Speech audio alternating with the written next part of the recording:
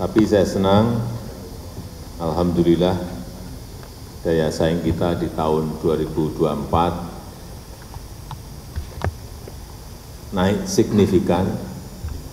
Ini penting karena ranking daya saing kita di dunia dari yang sebelumnya 44 melompat ke 34, kemudian sekarang melompat lagi ke angka 27. Ini dari yang dikeluarkan oleh IMD untuk World Competitiveness Ranking, dan yang saya senang ini mengalahkan Inggris yang berada di ranking 28, Malaysia yang berada di ranking 34, Jepang yang di ranking 38, Filipina di ranking 52, dan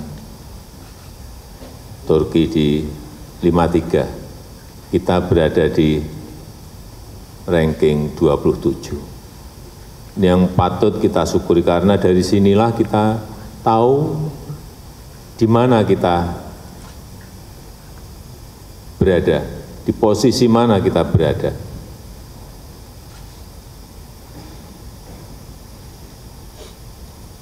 Karena dalam kondisi yang seperti awal tadi saya sampaikan, tidak mudah memperbaiki ranking dalam kondisi dunia yang tidak menentu seperti sekarang ini. Bahkan kayak Jepang turun 3 peringkat, Malaysia turun 7 peringkat. Oleh sebab itu, saya ingin mengingatkan ke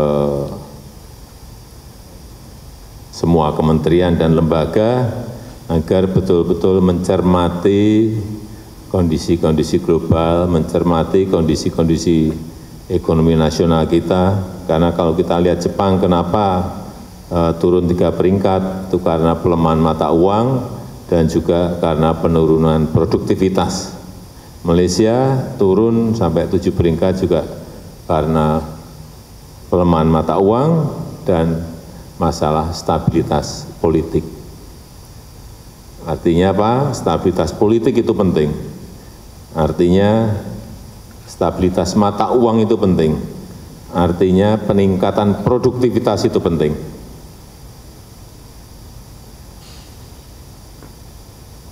Dan yang dinilai dari kita, kenaikan utama daya saing Indonesia itu karena kepemerintahan, karena dunia usaha, dan karena ekonomi kita. Karena undang-undang cipta kerja kita mengalami peningkatan 8 level. Karena dunia bisnis kita yang semakin kompetitif, baik karena tenaga kerjaan maupun produktivitas, level kita menjadi naik 6 level. Dan karena ekonomi kita baik, kita bisa mengendalikan ekonomi, bisa meningkatkan growth, pertumbuhan ekonomi, itu menjadi kenaikan utama dari daya saing Indonesia. Tetapi juga di sisi efisiensi bisnis, kita melihat ketersediaan tenaga kerja dengan jumlah dan skill yang memadai, ini menyebabkan kita di level kedua. Juga efektivitas manajemen perusahaan, ini urusan dunia usaha. Kemudian juga masyarakat juga memberikan dukungan lewat perilaku dan budaya masyarakat kita dalam rangka daya saing tersebut. Kemudian ada 4 hal yang masih perlu kita perhatikan, dan utamanya 2 yang menyebabkan kita masih dinilai lemah terkait dengan ketersediaan infrastruktur, yaitu di bidang kesehatan.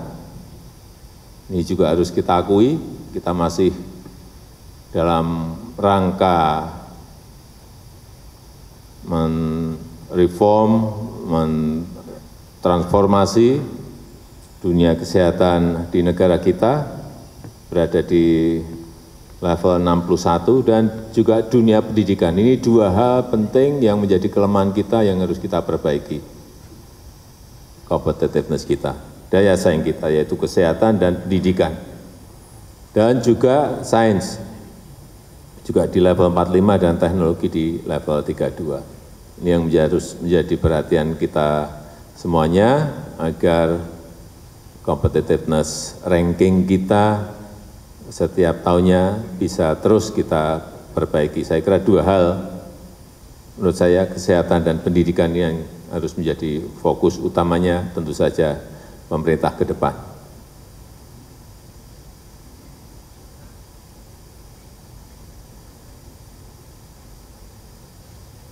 Dan secara khusus yang harus menjadi perhatian kita yaitu stabilitas politik. Ini penting agar jangan sampai ada turbulensi politik, agar transisi dari kepemerintahan sekarang ke pemerintahan berikut ini mulus dan baik. Itu yang selalu dilihat oleh dunia internasional. Dan juga hati-hati mengenai isu-isu yang setiap hari ada. Sampaikan isu-isu yang positif, hal-hal yang positif, sehingga pasar menjadi yakin, pasar menjadi optimis terhadap fundamental ekonomi kita yang memang sebetulnya berada pada posisi yang baik. Saya rasa itu yang ingin saya sampaikan dalam kesempatan yang baik. Terima kasih.